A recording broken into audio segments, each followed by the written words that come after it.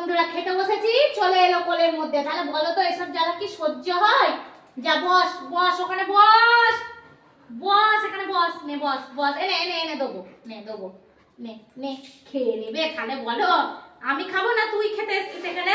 হ্যাঁ এই এই ওদা ডাকছে, তন্ময় ডাকছে, তন্ময় এই তন্ময় বস, মানে বস বস, চুমকামা করবা, চুমকামা ওই শোনা। তাহলে খেতে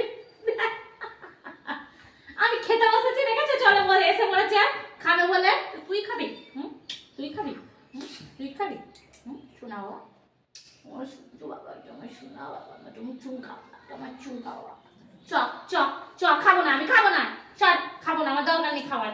চ চ, খাবো না বস।